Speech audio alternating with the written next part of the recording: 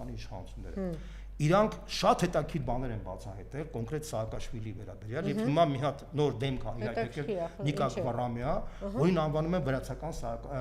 Փաշինյան։ Բառացի են հայտարարել, ինքը վրացական Փաշինյանն է։ Ինչի է այդ։ Հիմա ընդդիմության մեջ է ինքը։ Ընդդիմության մեջ, հա, հիմա տեսեք։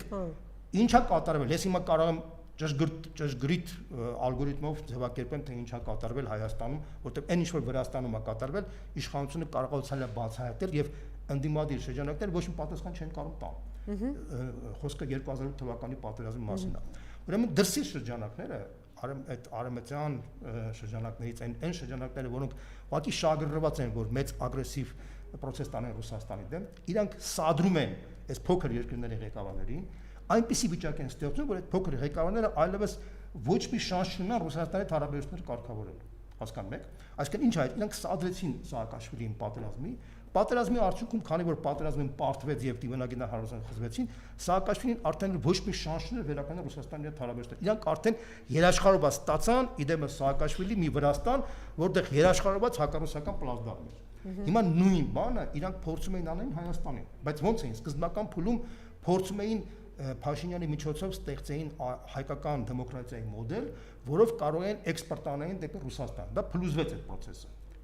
Փաշինյանից ոչ մի դեմոկրատ դուրս չեկավ։ Բոլորն հասկանում են, որ իրանք մտածում են, որ դա կլինի, բայց իրականում չէին ճանաչում, որ Փաշինյանը Այսինքն Փաշինյանը տեսնելով Ռուսաստանի հարությունը պիտի ողջևորվեր, մի պրոցեսները սկսել Ռուսաստանում տարբերակով պրոցեսներ գնում, հա, այնտեղ տենց հույս ունեին, որ Նավալնիով կարային ռուսական Փաշինյանի միջոցով կարային հեղափոխություն անեն, որտեղ իրանք շատ լավ հասկանում են Ռուսաստանին հաղթել, դրսից հնարավոր չի, պետք է ներսից քանդել։ Ներսից քանդելու ծրագիրը, այն ծրագիրը, որ Ինչպես ցանկացած երկիր, պիտի քանդես։ Չէ, ցանկացած երկիր չէ։ Ռուսաստանի Ուկրաինան ներսից Հարասլավիան դրսից ջարդեցին։ Հայաստանին կարան դրսից ջարդեն, Ռուսաստանի պես երկիրը, քանի որ ատոմային զենքով երկիր է, իրան չեն կարա դրսից ջարդեն, իրան ներսից են փորձում քանդել։ Քանի որ առաջի փուլը չստացվեց, իրանք ինչ արեցին, իրանք սադրեցին, որպեսզի Փաշինյանը կազմակերպի բանակցային process-ը, որի համար կհեշտանա Ղարաբաղի հարցի լուծումը ռազմական ճանապարհով։ Ես համոզված եմ, որ դրսից հետևողական աշխատանք է տարվել, համոզել են սրանց, որ իրանք քանի որ դեմոկրատիայի բաստիոն են, երբևիցե ադրբեջանական տանկերը չեն մտնի, քանի որ բաստիոնի պարագայում կվախենան մտնեն, բայց քանի որ դա կատարվեց, քանի որ Ղարաբաղում ինքը ֆունդամենտալ պարտություն կրեց, ինքը դառավ արդեն կես մարդ, որպես երկիր ղեկավար։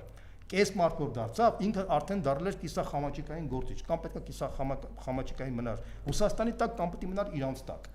Բայց որպեսզի Իրանց տակ մնար, իրանք Իրան սադրեցին, համոզեցին, որպեսզի ինքը վերջնականապես Ղարաբաղից ազատվի ու ձևակերպեցին sense Ղարաբաղից ազատվի, որ դու կարողանաս Ռուսաստանից աղբատությունից ազատվելով դառնաս ԵՄ անդամ։ Այսինքն հոկտեմբերի 6-ին 2022 թվականին դա կանխամտածված հետևողական որոշում է կայացրել Ղարաբաղը հանձնի, բայց որպեսզի դու Ղարաբաղը հանձնում ես, դու որպեսզի քո իշխանություն լեգիտիմություն մնա, դու պետք է ինչ ես, ասում ես Ժորժ ջան, Ղարաբաղը հանձնում ենք, որպեսզի լավ ապրենք, իսկ ոնց լավ կապրենք, ԵՄ-ի անդամ դառնանք, լավ կապրենք, որտեղ ԵՄ-ն լավ տեղ է ապրելու, չէ՞։ Այսինքն ԵՄ անդամություն դառնալը իր համար դառնալը լեգիտիմ հիմք, որպեսզի կարողանա պահպանի իշխանությունը, որտեղ հասարակության մեջ կա մի հատ քաղաքենի զանգված, որը անկեղծորեն մտածում է, որ Հայաստանը կարա ԵՄ անդամ դառնա, իսկ որ ԵՄ անդամ դառնա, վերևից միանգամից ոսկիներ եւ արծաթներ կգան, իրանք միանգամից կապրեն նենց, ոնց որ ֆրանսիացիներն ու անգլիացիներն են ապրում, հա։ Սա է Փաշինյանի իդեա ֆիքսը, այսինքն ինքը ԵՄ-ն դարձել է իդեա ֆիքս, շատ լավ գիտի, որ ԵՄ անդամ Հայաստանը չի դառնա, բայց որպես սկզբունք են Բերշտեյնը ասում էր, չէ, նպատակը ոչինչ է, շարժումը ամեն ինչ, չէ։ Հիմա իր համար ԵՄ դառնալը մի հատ process, որտեղ հասարակության մի մասին ուզում են ինքը խափի, որպեսզի դրանով ինքը կարողանա լեգիտիմացնել իշխանությունը, Ժորժ ջան, տեսեք, մենք Ղարաբաղը հանձնեցինք, նա խաղաղ կապրենք, էլ պատերազմ չի, ձեր տղաները չեն գնա Ղարաբաղ։ Չէ, բայց ամեն օր մահ կա բանակում։ Եվ երկրորդը, այս ամենք վաղը չեմ իսօրը ԵՄ անդամ կդառնանք, մենք լավ կապրենք։ Հիմա այդ քաղաքենի զանգվածը, քանի որ տգետ զանգվածը, չի հասկանում, որ Հայաստանը շրջապատված է 4 երկրով՝ Թուրքիա, Ադրբեջան, Վրաստան, Իրան։ Թուրքիան արդեն 60 տարի է ձգտում է ԵՄ անդամ դառնալ, չի դառնում։ Թուրքիան չեն ընդունում։ Վրաստանը, քանի որ շատ լավ հասկանում է, թե ինչ է նշանակում ԵՄ անդամ դառնալ, որտեղ ԵՄ անդամ դառնալ նշանակում է Ռուսաստանի թշնամի դառնալ, որտեղ ԵՄ եւ Ռուսաստանի մեջ կամ արդեն բաց պատերազմ, ուկրաինական տարածքում։ որը կարող վերածվի արդեն մեծ երրորդ համաշխարհային պատերազմի եւ ոչ մեկ չի թաքցում եւ Եմենը ասում դու պետք է հակառուսական պլան դառնալ եւ Ռուսաստանն ասում Եմը անդամ դառնում ես մեր ճշտամին ես դառնում նամր վրացիները հասկանալով դա հասկանալով են 2008 թվականի դասերը տեսնելով իրանք հրաժարվում են այդ ֆրոնտալ process-ից Եմը անդամ դառնալու եւ փորձում են մանևրել հասկանում ես Ադրբեջանը երբևիցե չի հայտարարել որ ինքը ուզում է դառնալ Եմը անդամ Իրանը հասկանալա Եմը անդամից նույնիսկ տիեզերական մակարդակի հերո եւ տենց իդեա չկա այսինքն 4 երկրներից հարգելի ժողովուրդ Հայաստանը ԵՄ որ ճանապարհով պիտի դառնա մենակ կներեք վերջացած դեբիլները եւ անմեղսունակները կանան հավատան որ Հայաստանը շանս ունի ԵՄ անդամ դառնալու այլ խնդիրը որ եվրոպական արժեքները որոնք ոտնահար են արել ֆոն դեր Լայենը Կալասը եւ այդ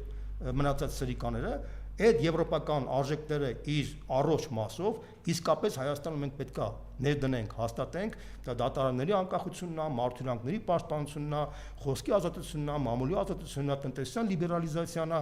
պետության մաքսիմալ թափանցիկ համակարգ սարքելն է, դրանք սաղ այն եվրոպական արժեքները, որոնք մենք առողջ մենք ընդունում ենք, դա մենք եվրոպական արժեքները պետք է բերենք Հայաստան, Հայաստանը դարձնենք ժամանակակից նորմալ պետություն։ Այդ ուրիշ բան, այդ մենք պետք է տենց երկիր դառնանք, որպեսզի մենք ուժեղ լինենք, ավելին, եթե մենք կարողանանք դա տենց երկիր դառնանք, մենք այս ԵԱՏՄ-ի շուկայում կարանք ուժեղ մրցակից դառնալ, որտեվ մենք ավելի ուժեղ էֆեկտիվ համակարգ ունենալով մենք այս բաց շուկայում կարանք մեծ հաջողությունների հասնենք։ Մինչդեռ ԵՄ-ի շուկայում մենք ոչ մի շանս չունենք։ Ես մի թվեր ասեմ, պատկերացրեք, 2025 թվականի դրությամբ ԵՄ-ի հետ մեր առևտրաշրջանությունը կազմել է $2.5 միլիարդ,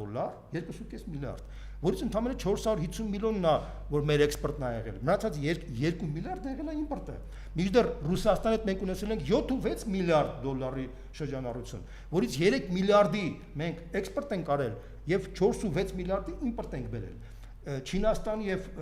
Էմիրատներն էլ 2.5 եւ 2 միլիարդի շրջանառություն ենք ունեցել, որի առողջի բաժինը եղել է ռուսական կապիտալով պայմանավորված։ Հիմա պատկերացրեք, եթե մենք հիմա Ռուսաստանի հետ խզում ենք մեր հարաբերությունները, մենք ենք 21 միլիարդից ստանում ենք, ինչ ենք ստանում, ընդամենը մոտ 9 միլիարդանոց շրջանառություն ենք ստանալու, որտեղ մենք էքսպորտի ոչ մի շանս չունենք, եվրոպական շուկաները շուտվանից փակել են, ոչ մի Հունաստանը կամ Իտալիան կամ Իսպանիան կամ Պորտուգալիան երբևիցե թույլ չեն տա, որ հայկական բանը գյուղատնտեսական ապրանքները մտնեն ընդդեմ, բացառված է տենց բան, Ժորժ ջան, մեր ստանդարտները ուրիշ են, իրան ստանդարտները լրիվ ուրիշ են, դա նույնիսկ եմ ասում, դա այնքան պարզ է, նույնիսկ թուրքական գյուղատնտեսությունը, որ անգամներով ավելի բարձր է, քան մերը, ինքը այդ շանսը չունելու, մնաց Հայաստանը ունենա։ Այսինքն այն մեծ խաբեությունը, որ արեցին Ղարաբաղի մասով, պատերազմ խաղաղության մասով, մենք էլ այստեղ են ուզում անեն։ Այսօրվա երեկվա կառավարության նիստում, որ բան ընդունեցին այդ նոր ծրագիրը, որտեղ պետք է Հայաստանը դառնա ԵՄ անդամ, դա փաստացի մեսեջ է Ռուսաստանին, որ մենք գնում ենք դեպի ապահարզանու ենք անում մեր հարաբերությունները ձեր հետ։ Այսինքն ինքը մի հատ ճանապարհ է, որը բերելու է դեկտեմբեր-հունվար ամսին Հայաստանի էկոնոմիկայի փլուզմանը։ Ես ուղղակի հիմա նախապես զգուշացնում եմ, որ հետո 4-5 ամիս ամենացել, հետո արդեն խոսենք թե ինչա կատարվելու։ Դա ֆունդամենտալ փլուզում է։ Հիմա, քանի որ Նիկոլ Փաշինյանը շատ լավ հասկանում է, որ տնտեսական համակարգի փլուզումը իր մեջ կարող է բերի մեծ ցնցումների, ինքը վախերի մեջ է։ Այդ վախերը ոնց կարող կանխի։ Ինքը փորձում է, որ վախի մտնոլորտ ծեմանի հասարակության մեջ, որպեսզի կարողանա ուժային համակարգով պահի իր իշխանությունը։ Դրա համար ինքը այս մասսայական ռեպրեսիաները պայմանավորված է այն ստրատեգիայով, որ ինքը շատ լավ գիտի, որ 4-5 ամիս հետո Հայաստանը հայտնվել է փլուզման առաջ, որտեղ Ռուսաստանը չի հանդուրժելու, որ ինքը էշի տեղ դնեն իրան, որպեսզի Հայաստանը Ռուսաստանի ռեսուրսները հաշվին, հակառուսական process տանի եւ փորձի իր հակառակորդ ճշնամիների հետ մերձենա, տես բան ոչ մեկ թույլ չի տա, աշխարհում տես բան չկա։ Դա մենակ Հայաստանի այսօրվա գործող ղեկավարն է ուզում դա անի, որը ծիծաղ է առաջացնում բոլորի մոտ, հա, եւ ինքը շատ լավ հասկանում է, որ ինքը այլևս չի կարող նաեւ հրաժարվի այս նախկին կուրսից, չի կարող ինքը կդառնա